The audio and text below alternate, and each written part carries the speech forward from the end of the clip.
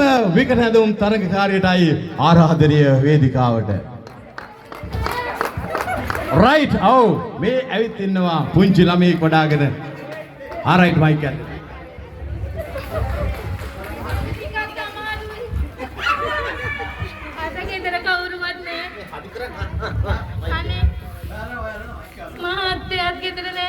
ඈ මට දින තියෙන නම් තව සති දෙකකින් ඒ වුණාට අද පොඩ්ඩක් අමාරුයි වගේ. හැබැයි ලං වෙලා ඉන්න මිනිස්සු විශ්වාස කරන්න එපා. කකුල තියලා කකුල ගන්නත් බෑ. අමාරුයි.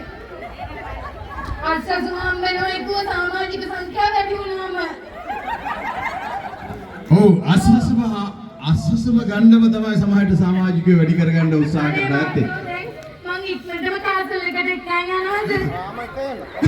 හරි. එතුමා එක්ක ගියාවි. හරි. කෝල් එකක් ගන්නත් ඕන. අනේ මහත්තයා පොඩි එක්කෙනා. පොඩි එක්කෙනා ගැන බලාගෙන ඉවි.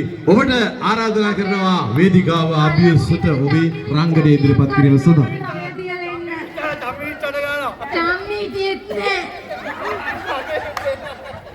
චම්මි දාන්න විස්තරය ඔක්කොම. අපි දන්නවා ඒක. චම්මි දාන්න සති දෙකකින් තමයි ළමයා හම්බ වෙන්නේ කියලා. තම්මි ඉන්නව ඉන්න කියලා. අනේ පොඩ්ඩක් ඉන්න තැනකින් කතා කරන්නකෝ. තම්මි. මට දැන් හොස්පිටල් එකට යන්න ඕනනේ. පොඩි එක්කෙනා හරි තියාගන්න පුළුවන් චම්මිට. මාත්‍යා ගියා සති දෙකකින් එන්නෙත් කිව්වා මං කෝ යන්න එපා කියලා. ආවේ නැද්ද? ආවෙත් නෑ මට කොච්චර ඉක්ම කලබල වෙන්න එපා තව දින තියෙනෝනේ. ඔව්. ඒකින්ද හිමින් වැඩ ටික කරගන්න කිව්වා. හරි හරි. ඔව් අනේ උනට හිටී ගමන් තමයි අමාරුනේ. එච්චර ලොකු වැඩක් කරෙත් නෑ මම. ඔව් ඔය කරලා තියෙන ලොකු වැඩේ හොඳට වැදේ.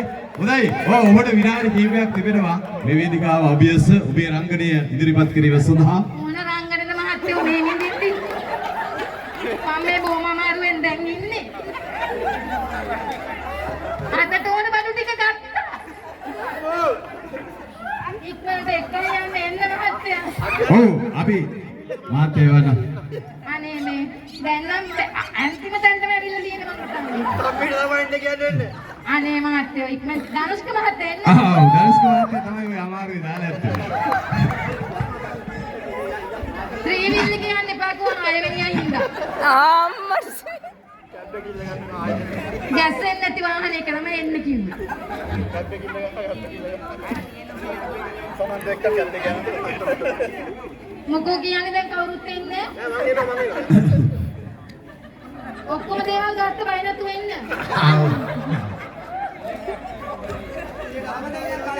ඈ? හරි අත්වෙනිය නෑ මෙච්චරයි. රයිට්. එකතු වෙලා හොඳ අත්පුරුෂ සන්නාදයක් ලබා දෙමු.